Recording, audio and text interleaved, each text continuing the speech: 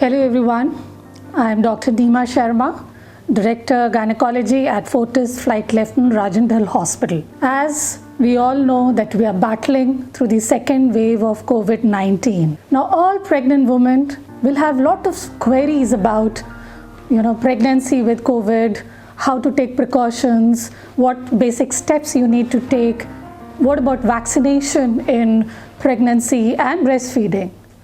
So today I'll try to answer all these questions regarding management of COVID-19 in pregnancy.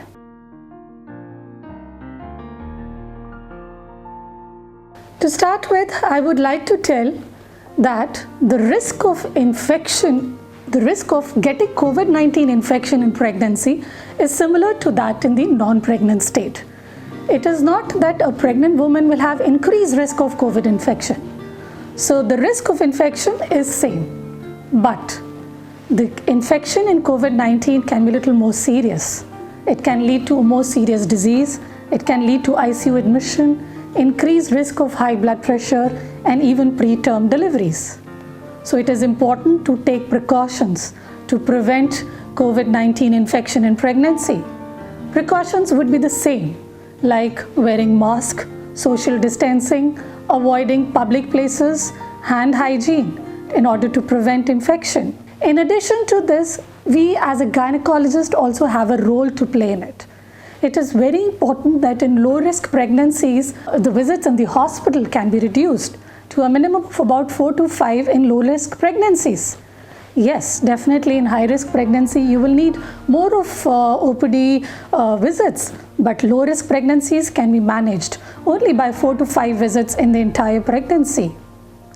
In addition to this, teleconsultation. This has really helped in last 1 year to reduce the number of visits to the hospital and to reduce the risk of exposure to these pregnant women.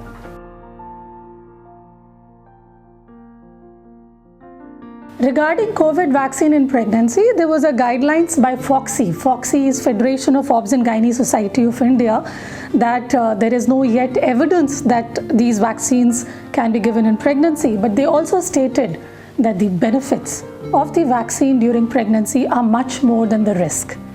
But still now, we don't have any strict recommendations from Ministry of Health and Family Welfare whether vaccine can be given in pregnancy and in breastfeeding. We are still waiting for more evidence, more clinical trial to recommend it in pregnancy.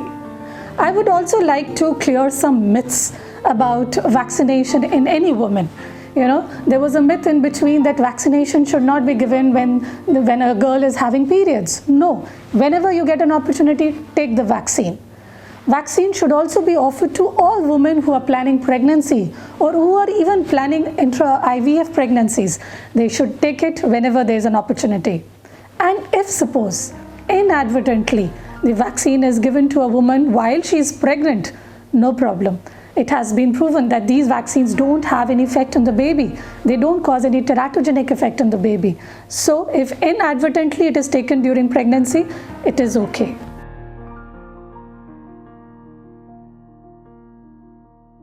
Now, it's very important to know that COVID-19 infection in pregnant women is not transmitted to the baby during pregnancy, during labor, and during breastfeeding.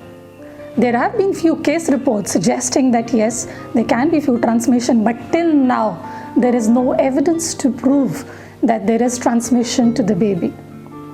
Usually, COVID-19 infection in pregnancy is usually mild. So first thing is, please don't panic. If there are symptoms, if COVID-19 RT-PCR is positive, isolate yourself.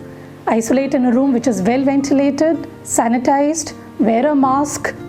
Then simple things like steam inhalation, saline gargles need to be continued.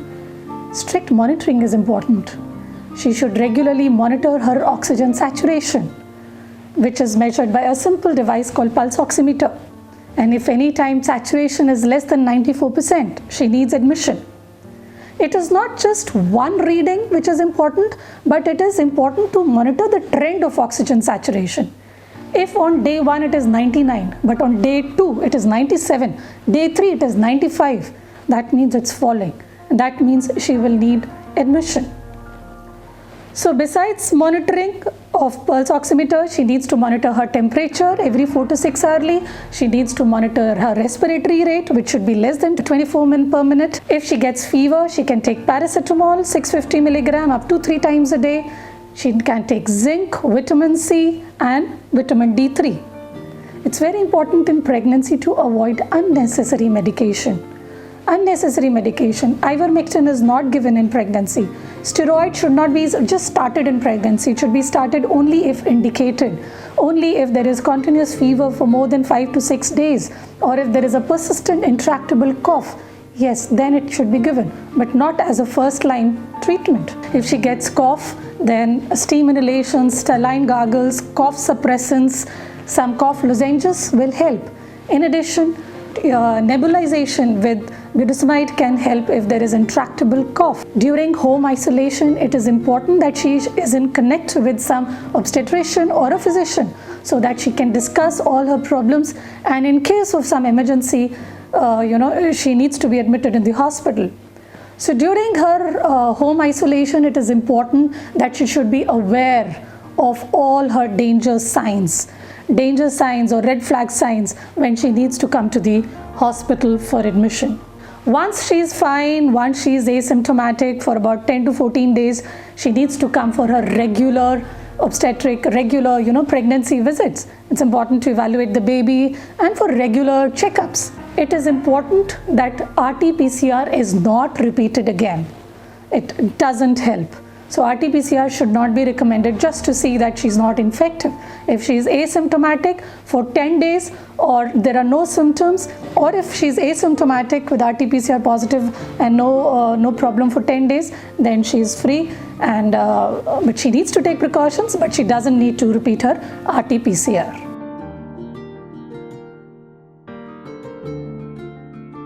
So while a pregnant woman is on home isolation and she is following all her monitoring, any danger signs will need hospital admission.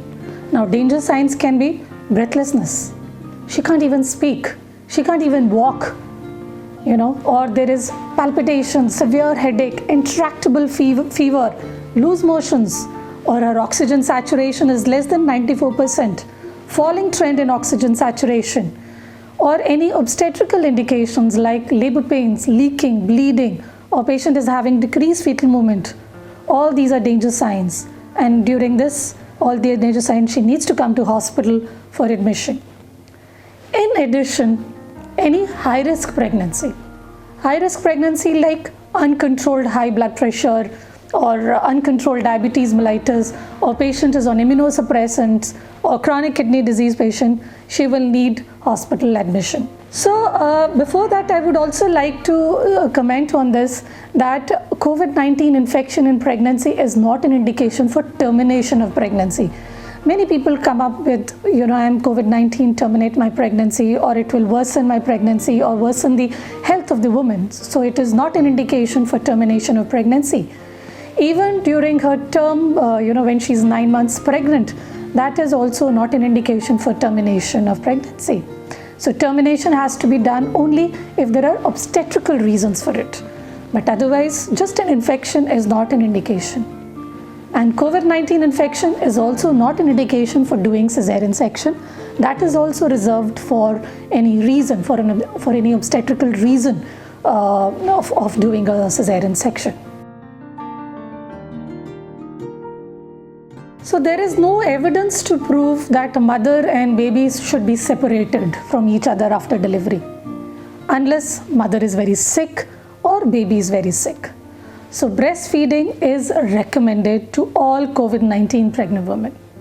Breastfeeding, yes, you have to take some precautions, wear mask, use hand hygiene, but breastfeeding is advisable. Please don't put mask on the newborn baby. It can lead to suffocation. So no mask for newborn babies. And these precautions she should take for at least 10 days once she's asymptomatic, and after that she can leave her mask and breastfeed the baby.